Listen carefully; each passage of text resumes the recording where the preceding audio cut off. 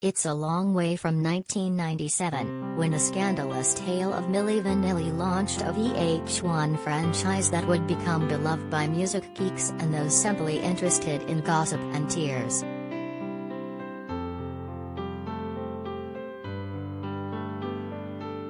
Nearly 25 years later, execs are hoping that Behind the Music still resonates as it returns in refreshed form on Paramount Plus today, with episodes detailing the careers of Ricky Martin and LL Cool J.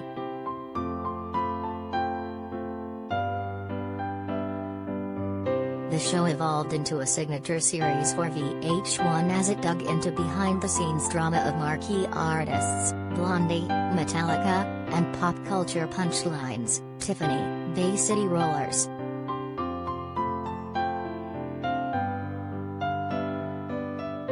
With no social media at the time of the original to document any ongoing crises or the ability for artists to communicate directly with fans, the show served as a rare peek behind the veneer of stardom.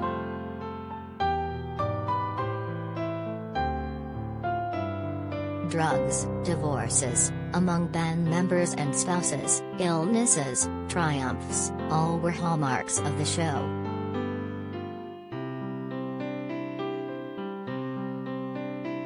A spin-off, Behind the Music, Remastered, landed on VH1 Classic, now MTV Classic, in 2010, with recharged stories of artists including Anthrax, Styx, Pat Benatar, and Genesis.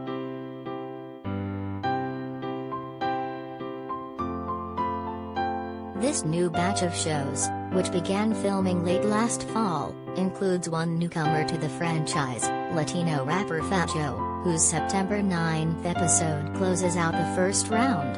Following the double arrival of Martin and LL Cool J, episodes will drop weekly with Huey Lewis, August 5th, Busta Rhymes, August 12th, Duran Duran, August 19th, Bret Michaels, August 26th, and New Kids on the Block, September 2nd.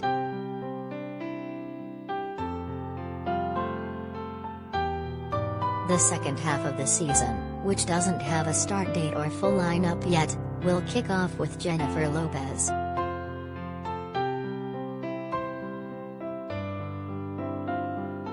Even with the internet and social media offering fans a deeper connection with artists who choose to engage, there is no denying the voyeuristic appeal of Behind the Music.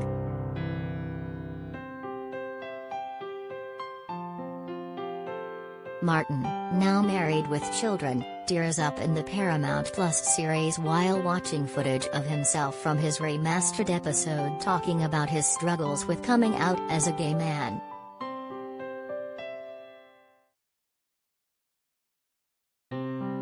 In the Fat Joe installment, the rapper, who has lost about 150 pounds over the years, sits on his stool, confronted with video footage that, he tells USA Today, I'd never seen in my life.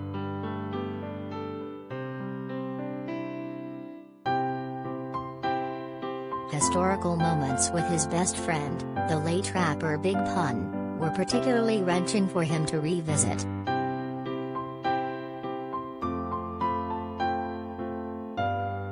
I got choked up and emotional.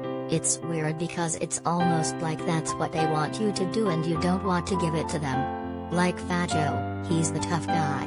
But I didn't even realize I'd cried until I watched it.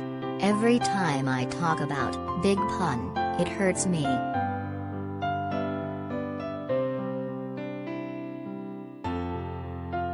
Even though going behind the music might dislodge tender memories, Fat Joe, as well as Poison frontman Michaels, who endured a brain hemorrhage in 2010 and lives with type 1 diabetes, relish the honesty that anchors the show.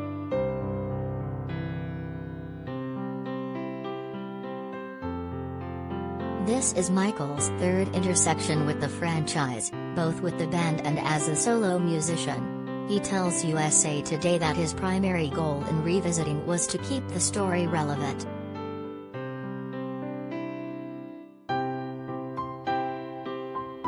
As an artist, you want respect for what you've done, but you want to live in the here and now, he says. They took pieces of the past, Good, Bad and Ugly, and I said, great, if we're going to do a new episode, besides talking about the stuff we did back then, I hope we can mix it up. Because as much as I like to party and have fun, you don't get this far in your career by accident. That's important to show people.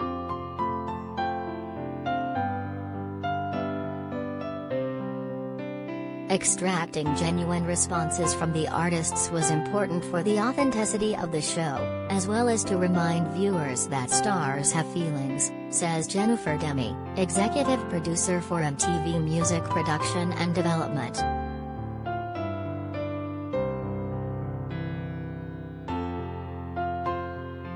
When you see celebrities and artists more like everyday people, which they are, it makes the story more relatable, she says.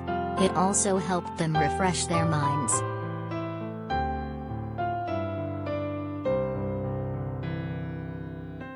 For both Fat Joe and Michaels, the opportunity to share their backstory with a potential new demographic was appealing. It also reinforced the history ingrained in the Behind the Music franchise.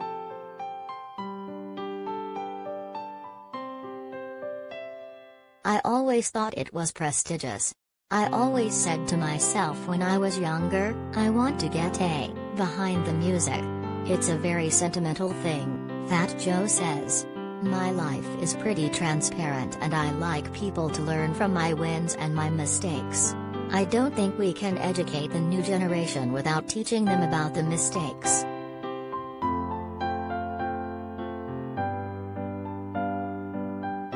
Michaels is equally circumspect.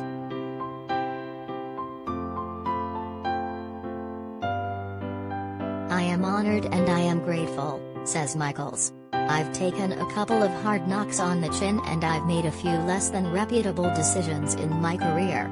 But I'm still here to talk about it.